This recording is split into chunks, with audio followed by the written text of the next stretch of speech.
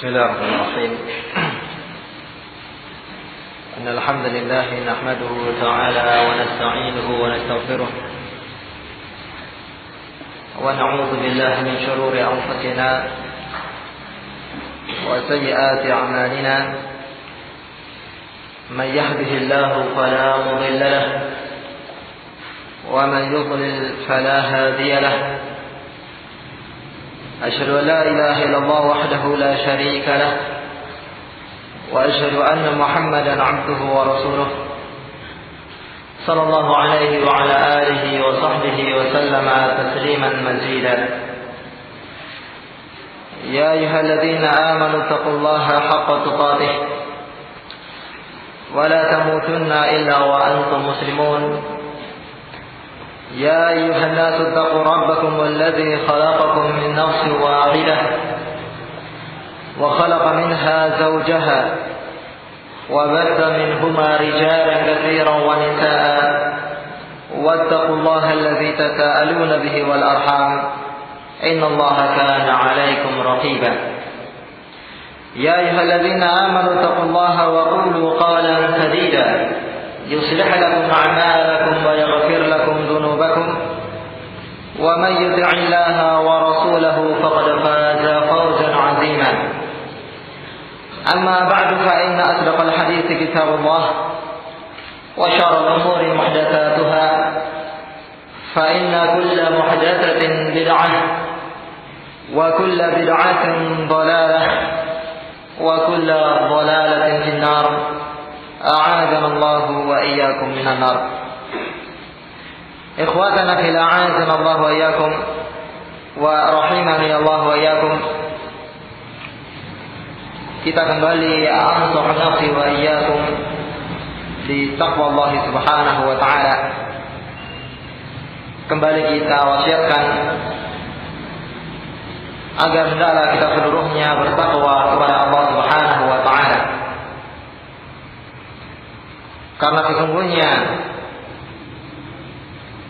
surga adalah tempat yang dihuni oleh mereka orang-orang yang bertakwa kepada Allah Subhanahu wa taala.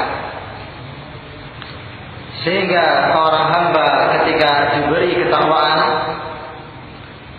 oleh Allah Subhanahu wa taala, maka sungguh dirinya telah diberi kebaikan yang sangat besar nilainya. Di mana dengan ketakwaan tersebut Allah Subhanahu wa taala menjanjikan kebaikan dan kebahagiaan hidup di dunia sebelum di akhirat. Allah Subhanahu wa taala berfirman dalam ayat yang mulia, "Wa may yattaqillaha yaj'al lahu makhraja wa yarzuqhu min haitsu la yahtasib." Barang siapa yang bertakwa kepada Allah Subhanahu wa taala, maka pasti Allah Subhanahu wa taala yaj'al lahu makhraja, berikan pada dirinya itu makhraj, jalan keluar. Apakah dalam permasalahan yang berkaitan dengan azab, ketika orang bertakwa kepada Allah Subhanahu wa taala, maka hamba tersebut diselamatkan dari azab yang Allah Subhanahu wa taala timpakan kepada yang lainnya. Ataukah yang berkaitan tentang permasalahan ad-din, barang siapa yang bertakwa kepada Allah Subhanahu wa taala, maka Allah berikan baginya makhraj, jalan keluar dari berbagai macam fitnah, syubhat yang terkadang akan bisa menggoyahkan keistimewaan seorang hamba di dalam berpegang terhadap tanya Allah Subhanahu wa taala. Apakah makhraj dalam artian pada permasalahan urusan dunianya, ketika seseorang mendapatkan berbagai macam musibah, mendapatkan berbagai macam kesengsaraan, dengan bertakwa kepada Allah Subhanahu wa taala, maka Allah berikan baginya makhraj, jalan keluar atas permasalahan yang dia hadapi tersebut. Ditambah lagi dalam ayat yang setelahnya, wa yarzuqhu min haitsu la yahtasib. Allah Subhanahu wa taala berikan pada dirinya rezeki dari arah yang dirinya tidak menyangkanya.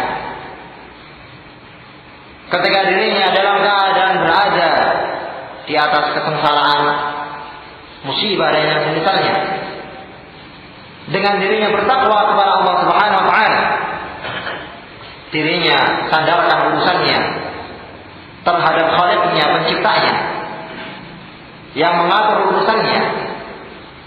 Demikian pula dirinya ridha terhadap apa yang Allah Subhanahu wa taala gariskan pada dirinya dengan memperhatikan perintah Allah Subhanahu wa taala dia jalankan.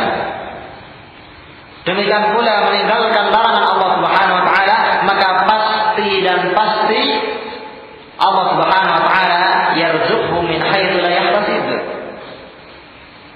Berikan rezeki pada dirinya dari arah yang dirinya tidak menyangkanya. Dirinya tidak menyangka bahwasanya rezeki tersebut datang dari arah tersebut. Akan tetapi kehendak Allah Subhanahu wa taala yang Rahman, yang Rahim, yang memiliki sifat penyayang kepada hamba-Nya yang beriman dan bertakwa kepada Allah Subhanahu wa taala, Allah berikan jalan keluar pada hamba tersebut. Ini ikhwatana fil a'azzanallahu wa iyyakum. Ditambah lagi dalam ayat yang lainnya, Allah Subhanahu wa taala berfirman, wa yattaqillaha yaj'al lahu nura. Barang siapa yang bertakwa kepada Allah Subhanahu wa taala, maka yaj'al lahu nura. Allah berikan pada dirinya nur, cahaya, yang dengan cahaya tersebut seorang hamba mampu yufarriq bainal haqqi wal batil, membedakan antara yang hak dan yang batil, membedakan mana perkara yang diharamkan oleh Allah Subhanahu wa taala dan mana perkara yang berisikan ketaatan kepada Allah Subhanahu wa taala. Subhanallah, sudah dijamin dunianya oleh Allah Subhanahu wa taala bahwasanya dirinya yarzuqhu min haitsu la yahtasib. Ditambah lagi Allah Subhanahu wa taala berikan pada dirinya ilmu, cahaya, yang dengan ilmu tersebut akan mampu hamba ini membedakan mana yang hak dan mana yang batil, mana yang bermanfaat untuk dirinya dan mana yang memudaratkan pada dirinya. Ini ikhwatana fil a'azzanallahu wa iyyakum. Barang siapa yang menginginkan diluruskan amalannya, diperbaiki tabiatnya oleh Allah Subhanahu wa taala, diluruskan jalannya, maka dirinya perhatikan sifat takwa kepada Allah Subhanahu wa taala. Dalam ayat yang tadi kita terangkan dalam khutbatul hajah,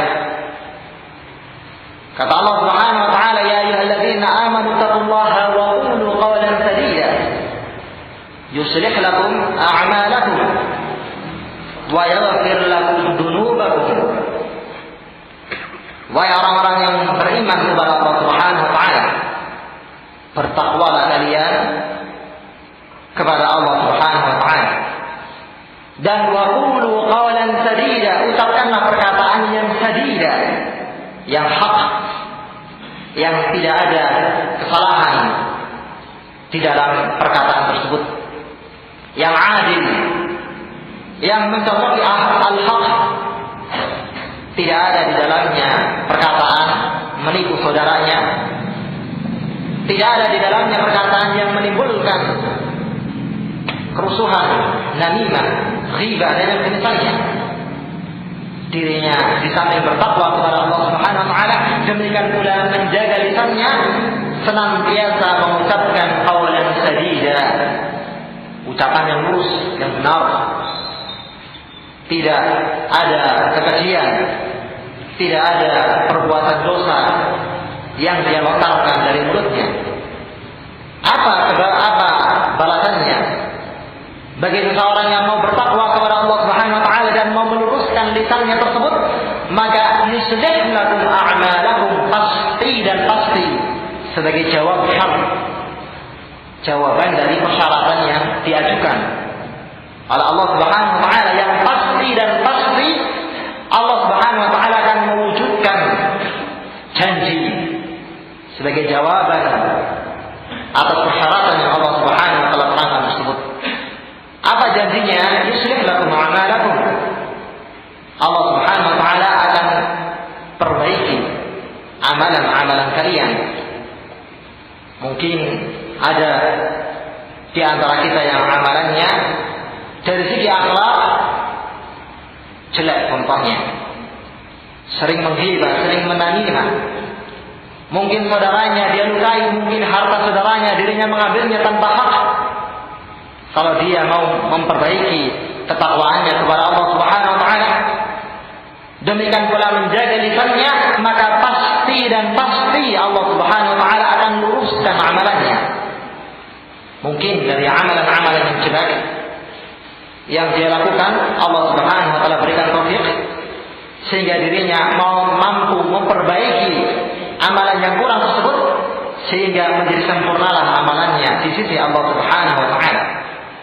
Setiap kali ada kekurangan dalam beramal, dalam muamalahnya, apakah bermuamalah terhadap Al-Khaliq ataukah terhadap makhluk, terhadap Sang Pencipta yaitu Allah Subhanahu wa taala, apakah bermuamalah kepada makhluk yang lainnya, ketika ada kecacatan, ketika ada ketidakbagusan, maka yuslih lakum a'malakum. Allah Subhanahu wa taala perbaiki amalannya. Subhanallah. Begitu besarnya fadilah taqwa di sisi Allah Subhanahu wa taala. Begitu mulianya derajat orang yang bertakwa tersebut di sisi Allah Subhanahu wa taala. Ini ikhwatana fil a'azzanallahu wa iyyakum, ditambah dalam ayat yang setelahnya, wa yaghfir lakum dzunubakum. Allah Subhanahu wa taala pasti dan pasti akan mengampuni dosa-dosa kalian. Sudah dijamin amalannya diluruskan oleh Allah Subhanahu wa taala, ditambah lagi ketika dirinya terjatuh ke dalam kemaksiatan, maka ketika beristighfar kepada Allah Subhanahu wa taala, maka Allah langsung membukakan pintu tobat kepada dirinya. Dan Allah Subhanahu wa taala langsung mengampuni dosa hamba tersebut ketika dirinya beristighfar kepada Allah Subhanahu wa taala. Pintu tobat terbuka lebar bagi mereka orang-orang yang bertakwa kepada Allah Subhanahu wa taala. Sehingga kita ikhwatan fil a'azzanallahu wa iyyakum betapa butuh terhadap takwa, dan betapa butuh untuk kemudian kita senantiasa memeriksa ketakwaan kita kepada Allah Subhanahu wa taala. Sehingga Rasulullah sallallahu alaihi wasallam dalam khutbah beliau alaihi salatu wassalam, maka beliau membawakan 3 ayat yang berisikan anjuran untuk bertakwa kepada Allah Subhanahu wa taala, mengingatkan yang mendengarkannya, demikian pula mengingatkan orang yang membacakan khutbah tersebut. Ini ikhwatana fil a'azzanallahu wa iyyakum. Dan pada pembahasan yang sebelumnya telah kita singgung tentang bahayanya sifat al-ujub, sifat ujub, bangga diri, di mana dengan sifat ujub tersebut menyebabkan iblis dilaknat oleh Allah Subhanahu wa taala, menyebabkan iblis membangkang perintah Allah Subhanahu wa taala. Berawal dari sifat al-ujub. Ketika Allah Subhanahu wa taala menciptakan Adam alaihi salatu wassalam, kemudian Allah perintahkan malaikatnya untuk sujud kepada Adam, maka fasajadal malaikatu illa iblis. Para malaikat taat kepada Allah Subhanahu wa taala dan mau sujud kepada Adam sebagai bentuk ketaatan kepada Allah Subhanahu wa taala. Demikian pula sujud dalam firman ini adalah sujud yang seseorang itu memuliakan yang lainnya, bukan berarti menyembah orang yang berada di hadapannya, karena sujud adalah haknya Allah Subhanahu wa taala. Nah, ketika para malaikat sujud dalam keadaan ternyata iblis aba wastakbar, sombong, enggan untuk mentaati perintah Allah Subhanahu wa taala dengan alasan khalaqtani min narin wa khalaqtahu min tin. Engkau ciptakan aku wahai Allah Subhanahu wa taala dari api, dalam keadaan engkau menciptakan dirinya dari tanah. Bangga terhadap penciptaannya, memiliki sifat ujub, adanya kelebihan di atas Adam alaihi salatu wassalam, sehingga menyebabkan dirinya membanggakan jiwanya di hadapan Adam alaihi salatu wassalam, ditambah lagi membangkang perintah Allah Subhanahu wa taala, menjadi kafir. Subhanallah, bahayanya sifat al-ujub terkadang menyeret pelakunya ke dalam lembah kekufuran wal iyad billah. Ini ikhwatana fil a'azzana Allah wa iyyakum. Sehingga berkata al-Imam Ibnu Qudamah rahimahullahu taala dalam kitab beliau Mukhtasar Minhajul Qasidin, kata beliau rahimahullahu taala, i'lam anna al-'ujuba yad'u ila al-kibri.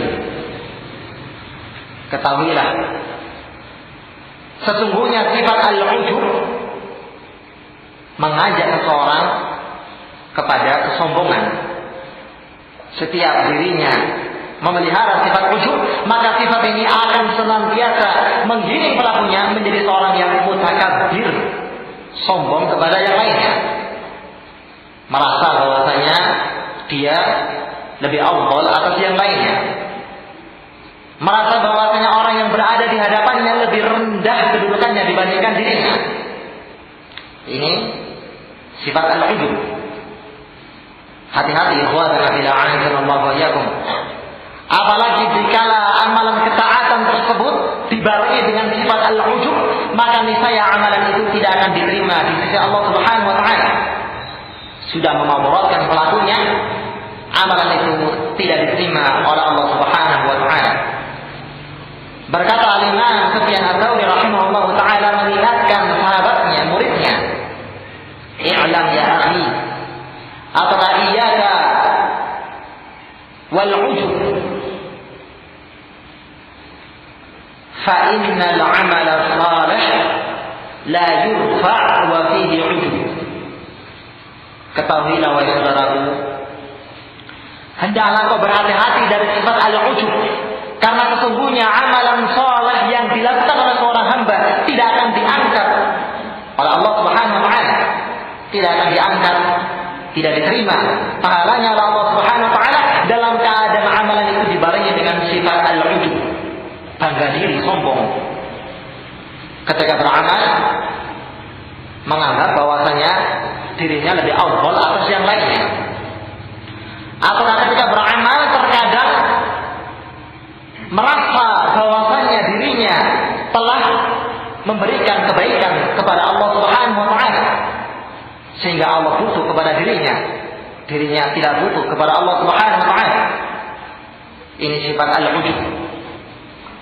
Ini ikhwatana fil a'azzana Allah wa iyyakum. Sehingga al-Imam Ibnu Qudamah rahimahullahu taala menyebutkan bahwasanya sifat al-ujub ini akan mengarahkan pelakunya ke dalam sifat al-kibr, sifat kesombongan.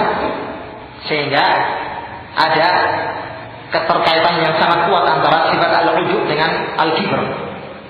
Kibir mulainya dari sifat al-ujub, yang terkadang dengan sifat ini akhirnya merendahkan yang lainnya, merendahkan orang yang di hadapannya,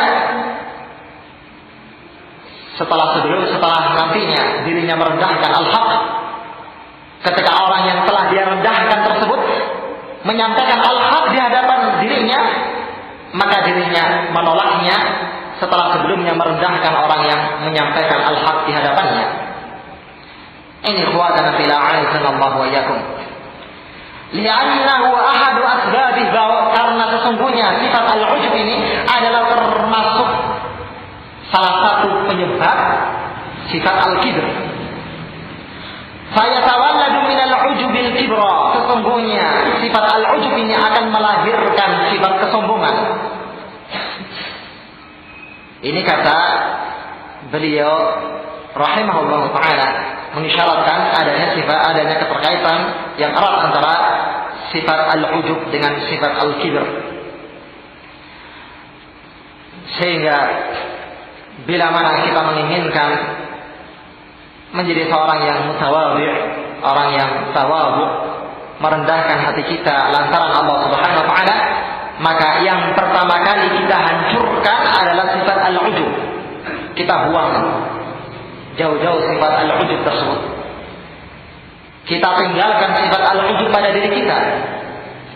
Setiap kali ada bisikan dari syaitan untuk kemudian menggoda dan menjerembabkan seorang hamba ke dalam sifat al-ujub, maka raqibillah subhanahu wa ta'ala. Ingatlah bahwasanya Allah Subhanahu wa ta'ala senantiasa mengawasi keadaan makhluknya. Ingat pula bahwasanya sesungguhnya dengan engkau mengamalkan amalan kebaikan tersebut hanya semata-mata lantaran taufik dari Allah Subhanahu wa ta'ala, lantaran rahmat yang Allah Subhanahu wa ta'ala berikan kepada dirimu. Kalau seandainya seorang itu memiliki sifat al-ujub, maka secara tidak langsung dirinya menafikan sifat asyukur lillahi subhanahu wa ta'ala, bersyukur kepada Allah Subhanahu wa ta'ala yang telah mengilhamkan kepada dirinya serta memberikan taufik kepada dirinya untuk melakukan amalan-amalan ketaatan tersebut. Demikian pula ikhwatan fil a'azzallahu wa iyyakum, kalau kita tersusupi sifat al-ujub ini, ingatlah keadaan orang-orang terdahulu yang berada di atas kita, keilmuannya, demikian pula ketakwaannya kepada Allah Subhanahu wa ta'ala. Masih saja mereka para salafun salih, orang-orang yang telah mendahului kita dengan keimanan, demikian pula melebihi kita dengan keilmuan mereka dan ketakwaan mereka kepada Allah Subhanahu wa ta'ala. Kita melihat kisah-kisah mereka. Kalau seandainya kita mau melihat kitab-kitab siyar, kitab-kitab sirah, kitab-kitab tarikh yang dikarang oleh para ulama kita, salafun salih rahimahumullah ta'ala, di dalam menyebutkan biografi sejarah mereka, maka subhanallah, dengan ketakwaan yang besar, ibadah siang malamnya, demikian pula kezuhudannya, demikian pula kewaroknya, dan amalan-amalan lainnya ketaatan kepada Allah Subhanahu wa ta'ala. Tapi masih saja mereka memandang bahwasanya diri mereka adalah orang-orang yang masih kurang ibadahnya kepada Allah Subhanahu wa ta'ala. Demikian pula masih saja memandang dan melihat besarnya dosa mereka di sisi Allah Subhanahu wa ta'ala. Terkadang ikhwatan fil a'azzallahu wa iyyakum, seorang mengamalkan perbuatan dosa dalam keadaan dirinya tidak menyangkanya itu adalah perbuatan dosa, tapi ternyata ketika dirinya menghadap Allah Subhanahu wa ta'ala, itu adalah perbuatan dosa yang membinasakan dirinya dan menjatuhkan dirinya ke dalam azab Allah Subhanahu wa ta'ala. Al-Imam Ibnul Munkadir rahimahullahu ta'ala, seorang alim pada zaman salafun salih, terkenal ilmuannya. Beliau rahimahullahu ta'ala diterangkan tentang kisahnya ketika dalam keadaan sakaratul maut, ketika dalam keadaan kematian mendatanginya, maka kana yabki, beliau rahimahullahu ta'ala melinangkan air matanya. Maka orang-orang yang berada di sekitarnya mengatakan, apakah engkau menangis lantaran kemaksiatan ataukah perbuatan dosa yang kau lakukan? Maka beliau rahimahullahu ta'ala mengatakan, la abki ala dzambin kuntu ana ataituhu, walakin abki ala dzambin ahsabuhu hayyina wa huwa 'inda Allahi 'azim. Sesungguhnya aku tidak menangis lantaran aku pernah melakukan perbuatan dosa yang dahulu aku melakukannya.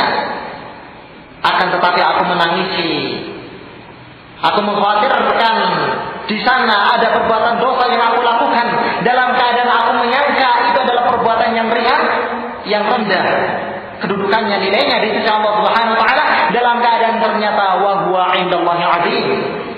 Di sisi Allah Subhanahu wa taala ini besar dosanya. Subhanallah, para ulama kita di antara mereka mengkhawatirkan perbuatan kemaksiatan mereka kepada Allah Subhanahu wa taala, sehingga akhirnya menutup celah bagi syaitan untuk kemudian menjatuhkan kepada mereka kepada sifat al-kibr, apalagi sifat al-ujub. Seseorang yang merasa banyak dosanya, banyak kemaksiatannya, seseorang yang tidak mengetahui nasibnya di hadapan Allah Subhanahu wa taala, apakah dirinya seorang yang maghfur, seorang yang diampuni dosanya oleh Allah Subhanahu wa taala, ataukah seorang yang mu'adzab, yang diazab oleh Allah Subhanahu wa taala, dalam keadaan tidak mengetahui nasibnya, maka tentu sangat jauh dari sifat al-kibr, al-ujub. Ini ikhwatana fillah, a'azanallahu wa iyyakum. Para ulama kita salafun salih rahimahumullah taala sangat jauh dari sifat al-kibr, sifat al-ujub, sehingga mereka menyibukkan diri mereka dengan aib-aib mereka, dengan dosa-dosa mereka, sehingga mereka memandang orang yang berada di hadapannya lebih mulia atas mereka, lantaran mereka adalah seorang yang muzlim, seorang yang melakukan perbuatan dosa yang banyak di sisi Allah Subhanahu wa taala. Mereka memandang orang yang berada di hadapannya lebih bertakwa kepada Allah Subhanahu wa taala, lantaran tidak ada seorang pun yang bisa menjamin dirinya adalah seorang yang muttaqi, bertakwa kepada Allah Subhanahu wa taala. Dalam ayat yang mulia Allah Subhanahu wa taala mengingatkan hamba-Nya, "Fala tuzakku anfusakum, huwa a'lamu biman ittaqa." Janganlah kalian membersihkan diri-diri kalian, membersihkan seorang kalian adalah seorang yang paling bertakwa, seorang yang paling beriman. Jangan kalian melakukannya, karena Allah Subhanahu wa taala lebih mengetahui siapa di antara hamba-Nya yang paling bertakwa kepada Allah Subhanahu wa taala. Bisa jadi ikhwatan fillah a'azanallahu wa iyyakum, ketika seorang memiliki sifat al-ujub, sehingga secara tidak langsung bahwasanya ibadahnya pasti diterima oleh Allah Subhanahu wa taala. Secara tidak langsung dirinya adalah orang yang afdal di sisi Allah Subhanahu wa taala, sehingga jatuh ke dalam sifat muzakki anfusahu, mentazkiyah, membersihkan dirinya. Dalam keadaan ikhwatan fillah a'azanallahu wa iyyakum, tidak ada seorang yang mengatakan dirinya adalah orang yang bertakwa atau seorang yang membersihkan dirinya dari perbuatan dosa, melainkan pasti dan pasti dirinya adalah seorang yang mutakabbir, seorang yang sombong. Rasulullah sallallahu alaihi wasallam sebagai imamul muttaqin, imamnya orang-orang yang bertakwa kepada Allah Subhanahu wa taala, orang yang paling takutnya kepada Allah Subhanahu wa taala, orang yang paling bertakwanya kepada Allah Subhanahu wa taala di antara umatnya. Ketika ada salah seorang, berapa orang dari para sahabat Rasulullah sallallahu alaihi wasallam, mereka menginginkan melebihkan amalannya di atas Rasul sallallahu alaihi wasallam. Satunya menginginkan menjalankan qiyamul lail dalam keadaan tidak tidur. Yang satunya menginginkan meninggalkan yang namanya nikah. Yang satunya menginginkan berpuasa dalam keadaan tidak yuftir, tidak berbuka atasnya.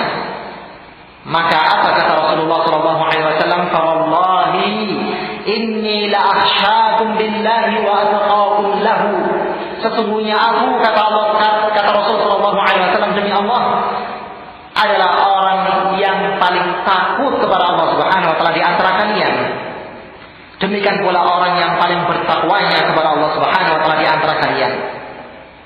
Ini menjelaskan Rasulullah sallallahu alaihi wasallam seorang yang paling takut kepada Allah Subhanahu wa taala dan paling bertakwa kepada Allah Subhanahu wa taala. Apa yang dikatakan oleh Rasul yang demikian sifatnya, demikian besar kemuliaannya di sisi Allah Subhanahu wa taala. Kata Rasulullah sallallahu alaihi wasallam dalam hadisnya yang sahih, "Ya ayyuhan nas, tubu ila Allah wastaghfiruh, fa inni atubu fil yawmi 100 marrah." Wahai sekalian manusia, beristighfarlah kalian, bertobatlah kalian, kepada Allah Subhanahu wa taala, karena sesungguhnya aku dalam setiap harinya beristighfar, bertobat kepada Allah Subhanahu wa taala sebanyak 100 marrah, 100 kali banyaknya.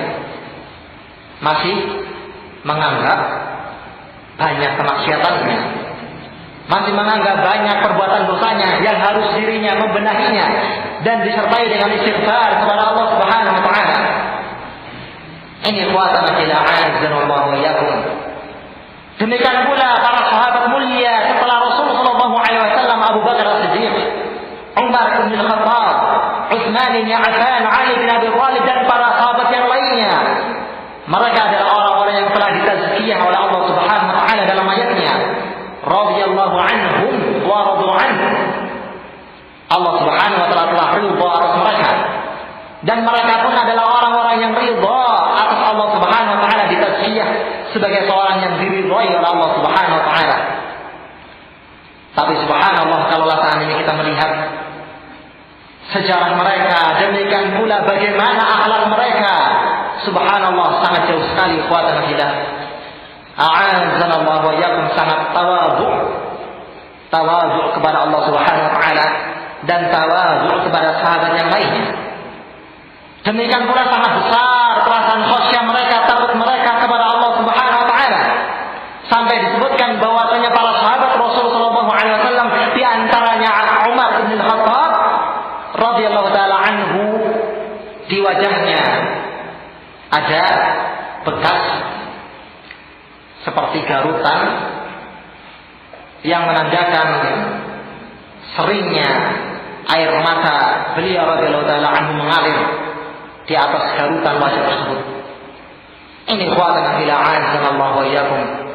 Kalau orang sering menangis, takut kepada Allah Subhanahu wa taala, sering melihat menatap dosanya demikian besar sehingga cepat-cepat istighfar kepada Allah Subhanahu wa taala, sehingga sering melinangkan air matanya, maka akan ada garutan di pipinya, menunjukkan demikian seringnya air matanya meleleh dan membasahi pipinya tersebut. Demikian pula Ibnu Abbas radhiyallahu taala anhuma, dikisahkan kedua mata beliau radhiyallahu taala anhuma sikit seperti juling dan yang semisalnya, lantaran banyaknya menangis takut kepada Allah Subhanahu wa taala. Demikian pula para ulama-ulama kita lainnya, subhanallah, dengan ketakwaan mereka, dengan banyaknya ilmu mereka, demikian pula sebagian mereka sudahlah ada rekomendasinya dari Rasul sallallahu alaihi wasallam sebagai ahli jannah, tapi masih mengkhawatirkan jiwa mereka, masih mengkhawatirkan nasib mereka, apalagi kita orang yang jauh ketakwaannya, keilmuannya dibandingkan para ulama kita, apalagi para sahabat Rasulullah sallallahu alaihi wasallam. Tidak ada ikhwatan fillah azanallahu wa iyyakum satu amalan pun yang kita ujubkan, yang kita banggakan atas yang lainnya. Tidak ada satu amalan pun yang kita menyombongkan dengan amalan tersebut di hadapan mereka para ulama kita salafun salih rahimahullahu taala. Ini ikhwatan fillah azanallahu wa iyyakum. Rasulullah sallallahu alaihi wasallam dalam sebuah hadisnya yang dihasankan oleh Syekh Al-Albani rahimahullahu taala, yang dikeluarkan oleh Imam Al-Baihaqi rahimahullahu taala, kata Rasulullah sallallahu alaihi wasallam, salasun muhlikat, ada 3 perkara yang akan membinasakan kehidupan seorang hamba. 3 perkara yang membinasakan seorang hamba. Yang pertama adalah syuhun muta'un, sifat bakhil, ambisi yang sangat di dalam mengejar dunia dalam keadaan ditaati oleh pemiliknya, berambisi di dalam mendapatkan dunia, sehingga akhirnya menyebabkan dirinya memiliki sifat al-bakhil dari menginfakkan hartanya, kemudian diikuti oleh pemiliknya.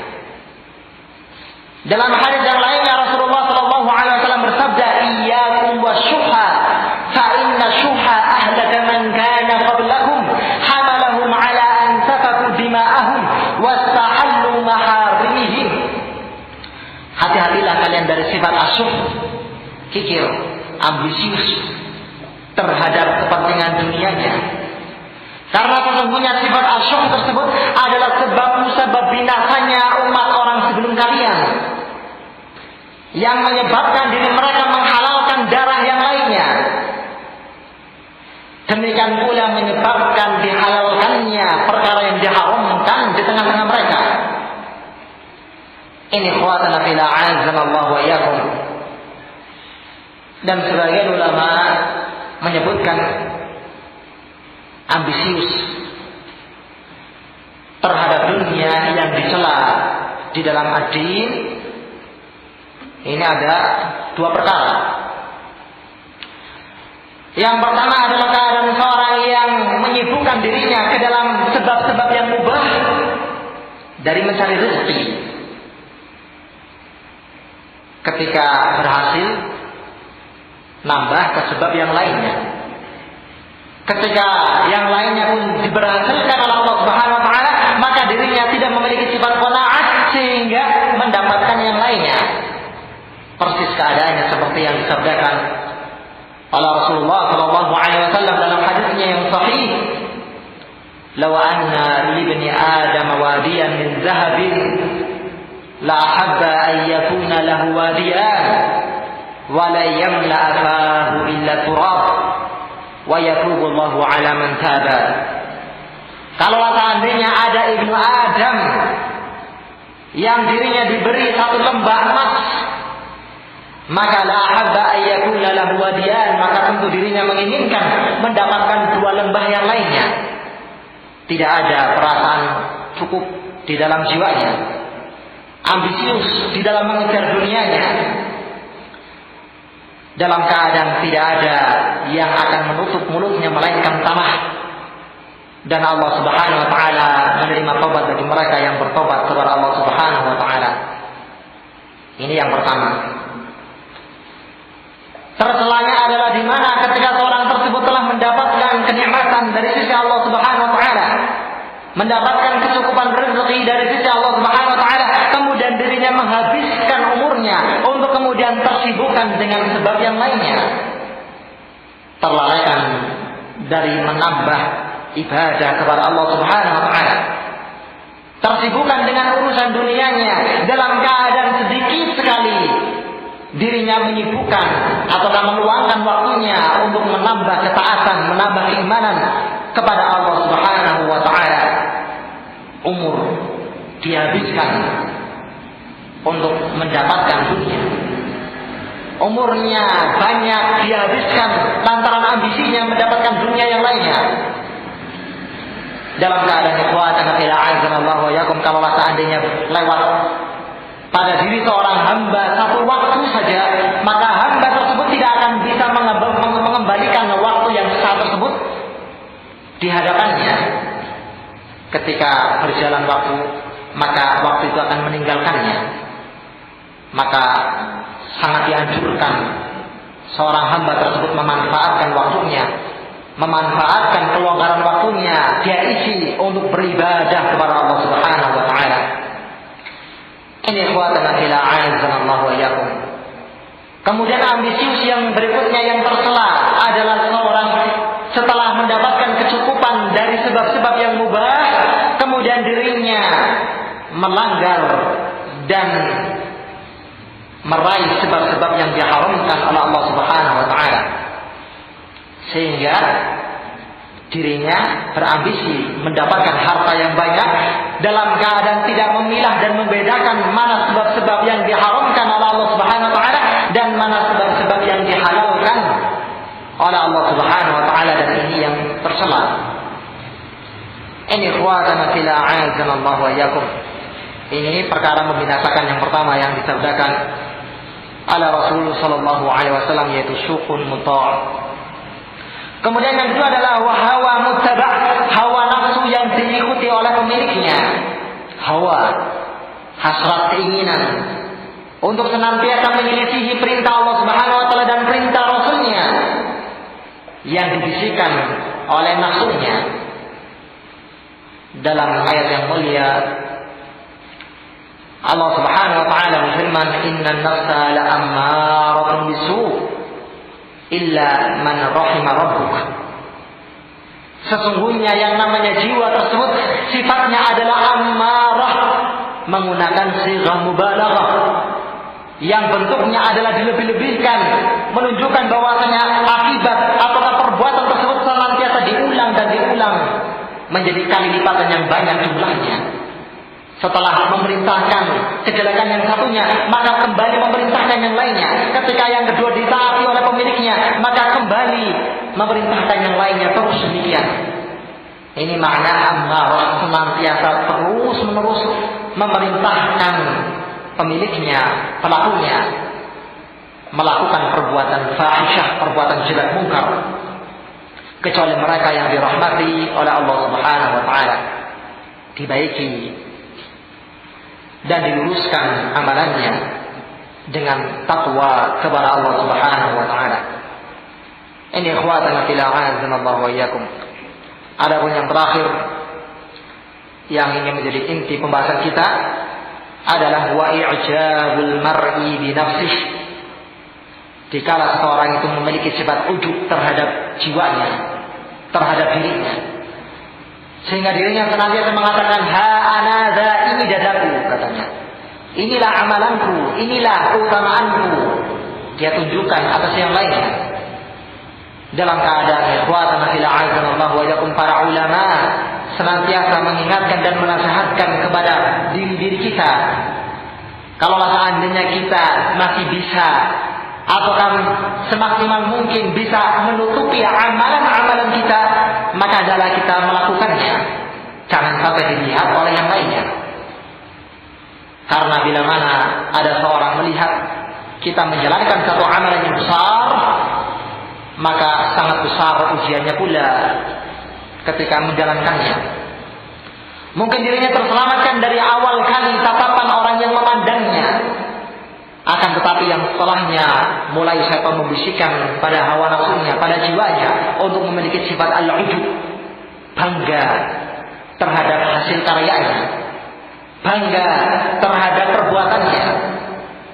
Ini ikhwatana fillah azanallahu wa iyyakum. Sekali lagi kita berlindung kepada Allah Subhanahu wa taala.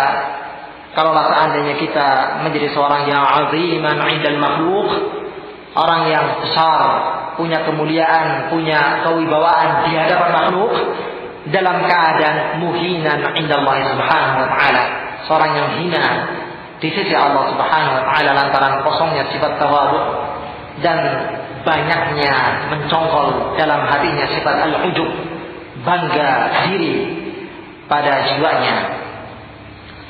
Ini ikhwatana fillah azanallahu wa iyyakum. Kemudian kita masuk pada pembahasan yang berikutnya. Berkata muallif hafizahullah taala, fama huwa tawadhu'u idzan, maka apa definisi tawadhu? Kalau demikian, setelah sebelumnya muallif hafizahullah taala menukilkan hadis dari Rasul sallallahu alaihi wasallam tentang makna al-kibr adalah batrul haqqi wa ghamdun nas, dirinya menolak al-haq dan merendahkan manusia yang lainnya. Maka tawadhu tersebut, kata beliau rahimahullah taala, in kana al-kibru daf'ul haqqi wa 'adamu qabulihi wa ihtiqarun nas, fattawadhu idzan huwa qabulul haqq wa ihtiramun nas. Ada yang jelas kalimat yang setelahnya? Wahtiramun nas.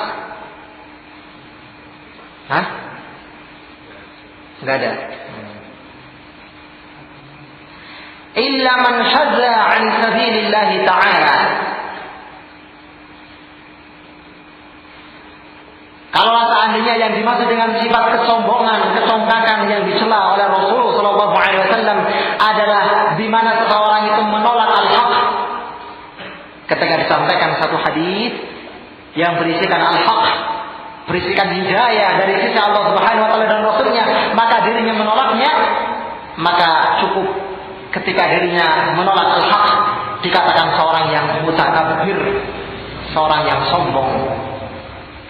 Demikian pula wa adamu qabulihi, tidak mau menerimanya, tidak mau mengamalkannya. Datang al-huda, dirinya menolaknya. Kemudian ketika disuruh untuk kemudian mengikuti petunjuk tersebut, mengikuti al-haq tersebut, maka dirinya tidak mau mengikutinya. Ini ikhwatana fillah a'azzanallahu wa iyyakum. Walaupun mungkin di hadapan yang lainnya dirinya adalah seorang yang tawadhu, merendah dirinya, menjaga ucapannya, demikian pula menjaga tutur katanya.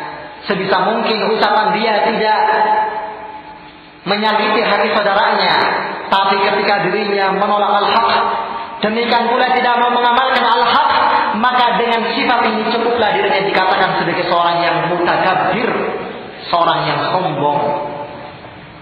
Perbuatannya menyelisihi apa yang ada di dalam hatinya. Ini ikhwatana fillah a'azzanallahu wa iyyakum. Sehingga ketika salah seorang ulama kita salafuna salih rahimahullahu taala melihat ada seorang dari kalangan mubtadir salat di sampingnya, maka beliau rahimahullahu taala langsung mengambil terompahnya, mengambil sendalnya sambil meninggalkan orang tersebut dan mengingatkan kepada orang yang melihatnya, na'udzubillahi min khushu'in nifaq. Kita berlindung kepada Allah Subhanahu wa taala akan kekhusyukan orang munafik ini. Dilihat khusyuk, tapi ternyata hatinya penuh dengan makar yang besar, kesombongan yang demikian tinggi, menolak al-haq. Demikian pula merendahkan orang yang menyampaikan al-haq di hadapannya. Ini ikhwatana fillah a'azzanallahu wa iyyakum. Wa ihtiqarun nas, demikian pula merendahkan, melecehkan manusia yang lainnya. Dirinya sombong, bangga atas yang lainnya. Ini makna al-kibr. Fattawadu idzan huwa qabulul haq. Maka tawadu kalau demikian maknanya adalah menerima al-haq. Kalau kita ingin menjadi seorang yang bertawadu lantaran Allah Subhanahu wa taala, maka syaratnya yang pertama kita terima al-haq. Kita taat menjalankan al-haq tersebut, kita agungkan al-haq dan kita aplikasikan, kita praktekkan di dalam kehidupan keseharian kita. Wahtiramun nas, demikian pula sifat memuliakan manusia yang ada di hadapannya. Dia muliakan, dia sanjung, dia hormati. Ini orang yang mutawadhi, orang yang tawadhu lantaran Allah Subhanahu wa taala. Illa man shadda an sabilillah taala, kecuali mereka orang-orang yang menyimpang dari jalan Allah Subhanahu wa taala, maka tidak perlu untuk kemudian kita menghormatinya dengan penyimpangannya, dengan keganjilannya, memunculkan bibit kesesatan dan menumbuh kembangkan di tengah-tengah umat. Maka orang yang seperti ini tidak perlu kita hormati. Malah sebaliknya adalah kita menghajarnya, mentahdzirnya, mengingatkan umat yang lainnya tentang bahayanya kejelekan orang tersebut. Ini dikatakan seorang yang mutawadhi, seorang yang tawadhu lantaran Allah Subhanahu wa taala. Bukan pengertian tawadhu tersebut adalah senantiasa menghormati setiap orang yang berada di hadapannya, memuliakannya, tidak. Dilihat. Kalau orangnya adalah orang-orang yang istiqamah di atas Al-Quran dan Al-Sunnah, maka dirinya muliakan orang tersebut. Kalau seandainya dirinya adalah orang-orang dari kalangan ahli ahwa, maka dirinya merendahkannya dan menunjukkan sifat marahnya kepada orang yang berada di hadapannya lantaran sifat menolak al-haq yang sampai di telinganya. Rasulullah sallallahu alaihi wasallam dalam sebuah hadis yang sahih dikeluarkan oleh Al-Imam Muslim rahimahullah taala, ketika beliau alaihi salatu wasallam membacakan firman Allah Subhanahu wa taala, "Huwallazi anzala 'alaikal kitab minhu ayatun muhkamat wa ukhra mutashabihat fa ammal ladzina fi qulubihim zayghun fayattabi'una ma tashabaha minhu ibtigha'a al-fitnah wa ibtigha'a ta'wilih." Dialah Allah Subhanahu wa taala yang menurunkan Alkitab yang di dalamnya terdapat ayat-ayat yang muhkamat, yang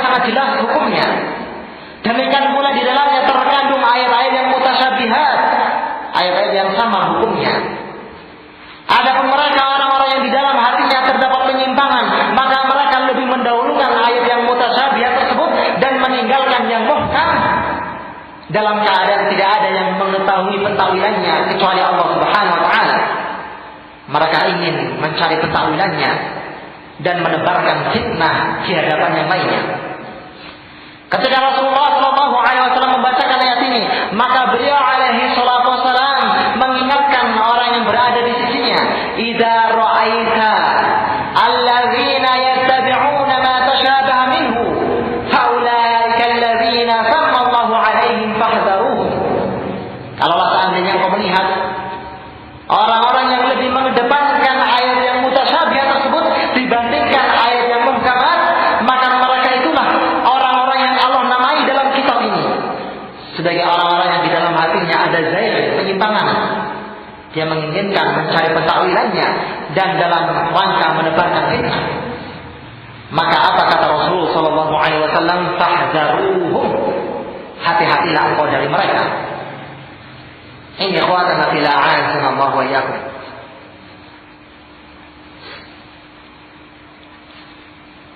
Bahkan bila mana ada dinukilkan kisah salah seorang salafun saleh yang dirinya adalah orang yang konsisten, demikian pula istiqamah di atas menjalankan al-haq, demikian pula sangat besar permusuhannya terhadap mereka ahlul ahwa, ahlul bidah dan yang semisalnya.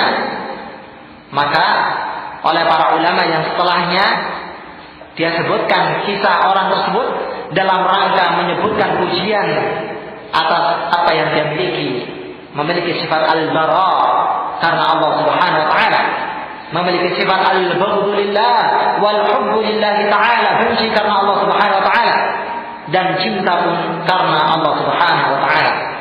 Itulah hakikat at-tawadhu.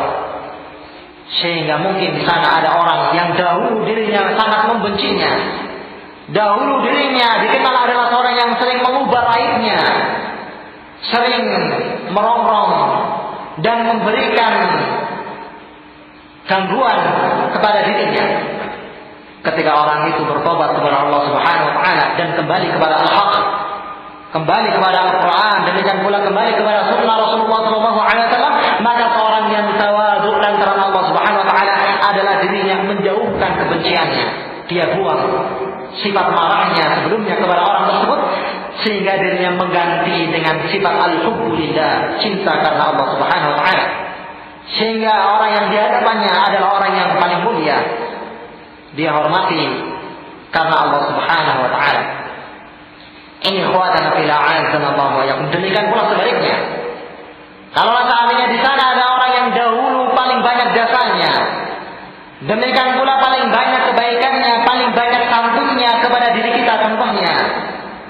Tapi ketika orang itu mulai menyimpang, meninggalkan al-haq, sudah diberi nasihat dalam keadaan dirinya tidak mau menerimanya, sudah diterangkan al-bayan, penjelasan yang hak, dalam keadaan dirinya mencelanya, mencercanya, menghinakannya, maka seorang yang tawadhu idzan adalah dirinya membenci dan dia lupakan kebaikan-kebaikan yang dimiliki oleh hamba tersebut, dan dirinya membencinya karena Allah Subhanahu wa taala, sehingga hawa nafsunya mengikuti berjalannya nafsu dari Al-Quran, demikian pula dari sunnah Rasulullah SAW.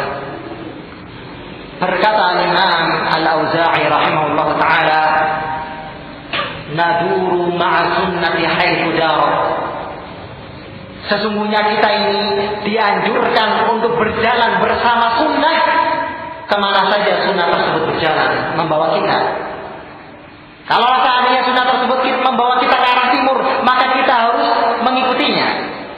Kalau seandainya sunnah tersebut mengarah kita ke arah selatan dalam keadaan sebelumnya kita berbeda arahnya, maka wajib bagi kita meninggalkan arah tersebut dan mengikuti kemana sunnah berjalan di hadapan kita. Karena kebahagiaan adalah dengan seorang mengamalkan sunnah. Kebahagiaan adalah dengan berkumpulnya seorang di atas sunnah, yang menjadi pijakan al-hubbu, kecintaan seorang hamba atas yang lainnya. Demikian pula menjadi pijakan al-bughdu, kebencian seorang hamba karena Allah Subhanahu wa taala atas yang lainnya, pun juga didasari dengan as-sunnah. Ini ikhwatana fillah, a'azzanallahu wa iyyakum, telah kita lalui fadilah orang-orang yang mutawadhi'in, orang-orang yang bersifat tawadhu' lantaran Allah Subhanahu wa taala. Demikian pula orang-orang yang muhibbin, orang-orang yang saling cinta mencinta karena Allah Subhanahu wa taala. Setelah memiliki sifat tawadhu', dirinya cintai orang yang di hadapannya. Setelah dirinya memuliakan orang yang di hadapannya, maka dirinya mencintai orang yang di hadapannya. Kemuliaannya subhanallah demikian besar, fadilahnya di sisi Allah Subhanahu wa taala. Dalam sebuah hadis qudsi yang sahih, Allah Subhanahu wa taala akan berfirman pada yaumul qiyamah, "Ainal mutahabbuna fi jalali, al-yawma udhilluhum yawma la dhilla illa dhilli." Di mana orang-orang yang saling mutahabun, saling cinta mencinta karena Allah Subhanahu wa taala, saling rendah diri mereka atas yang lainnya, saling cinta kasih sayang dia sebarkan, dia tumbuh kembangkan atas yang lainnya. Di mana orang-orang tersebut yang dia lakukan lantaran kemuliaanku, lantaran aku kata Allah Subhanahu wa taala, maka pada hari ini uridluhum, aku akan memberikan naungan kepada mereka di mana tidak ada naungan melainkan naungan dari sisi Allah Subhanahu wa taala. Ini ikhwatana fillah, a'azzanallahu wa iyyakum.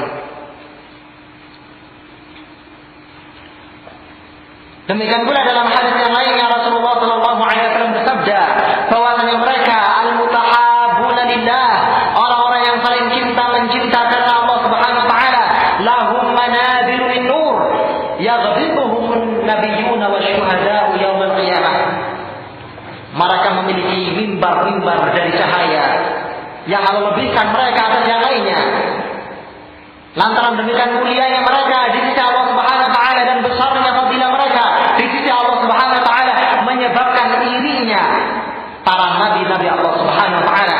Demikian pula irinya para syuhada pada yaumul qiyamah, lantaran demikian besar fadilah keutamaan yang Allah Subhanahu wa taala berikan kepada orang-orang yang mutahabuna fillahi subhanahu wa taala. Dan sebab yang utama agar terwujudnya sifat al-hubbu fillah wal bughdhu fillah adalah at-tawadhu', sifat tawadhu'. Semakin besar tawadhu seorang hamba, maka semakin besar pula dirinya akan merasakan manisnya iman. Kata Rasul sallallahu alaihi wasallam, "Salatun man kunna fihi wajada bihinna halawatal iman." Ada 3 perkara yang kalau seandainya salah seorang di antara kita memilikinya, maka dirinya pasti akan merasakan lezatnya manisnya iman. Di antaranya adalah ayyuhibbal mar'u la yuhibbuhu illa lillah. Dikala seseorang itu tidak mencintai yang lainnya, melainkan dia jadikan kecintaannya tersebut lantaran Allah Subhanahu wa taala. Dirinya tawadhu, merendahkan dirinya di hadapan orang tersebut lantaran orang yang di hadapannya adalah orang yang istiqamah di atas al-haq, menjalankan Al-Quran, menjalankan sunnah Rasulullah sallallahu alaihi wasallam dan bersabar di atas Al-Quran, demikian pula di atas sunnah Rasulullah sallallahu alaihi wasallam. Ini ikhwatana fillah, a'azzanallahu wa iyyakum, sudah terselamatkan dari sifat al-ujub, demikian pula mendapatkan fadilah al-hubbu fillah wal bughdhu fillah. Maka senantiasa kita tentunya minta kepada Allah Subhanahu wa taala makarimul akhlak, akhlak yang mulia, terkhusus akhlak at-tawadhu' karena Allah Subhanahu wa taala. Dalam sebuah hadis yang kalau nggak dihasankan apakah disahihkan oleh Syekh Al-Albani rahimahullah taala, di antara doa iftitah yang diajarkan oleh Rasul sallallahu alaihi wasallam, di antaranya adalah Allahumma hdini li ahsanil akhlaq wa ahsanil a'mal, la yahdi li ahsaniha illa anta, wa qini sayyi'al akhlaq wal a'mal, la yaqi sayyi'aha illa anta. Wahai Allah Subhanahu wa taala, berikanlah aku hidayah kepada amalan-amalan yang baik, Demikian pula berikanlah hidayah kepada akhlak-akhlak yang mulia. Sesungguhnya tidak ada seorang yang memberikan hidayah atas perkara tersebut melainkan Allah ya Allah Subhanahu wa taala. Demikian pula jauhkanlah diriku dari jeleknya akhlak-akhlak. Demikian pula jeleknya amalan-amalanku. Dan sesungguhnya tidak ada yang bisa menjauhkan seorang hamba dari itu semua melainkan Engkau. Wahai Allah Subhanahu wa taala, minta diluruskan amalannya, minta agar supaya dirinya didekatkan kepada makarimul akhlak, didekatkan kepada amalan-amalan yang baiknya, dan minta dijauhkan dari masail akhlak, akhlak yang jelek. Demikian pula amalan-amalan yang kotor, amalan-amalan yang jelek pula di sisi Allah Subhanahu wa taala dan Rasulnya. Bimbingan dari Rasul sallallahu alaihi wasallam bahwasanya kebaikan ada di tangan Allah Subhanahu wa taala. Bimbingan dari Rasul sallallahu alaihi wasallam baik tidaknya seorang adalah lantaran Allah Subhanahu wa taala, tidak atas dirinya. Ini ikhwatan fillah azanallahu wa iyyakum. Mungkin yang ini bisa saya sampaikan. Wal 'afu minkum wa akhiru da'wana alhamdulillahi rabbil alamin. Wa subhanakallahumma bihamdika asyhadu an la ilaha illa anta astaghfiruka wa atubu ilaik.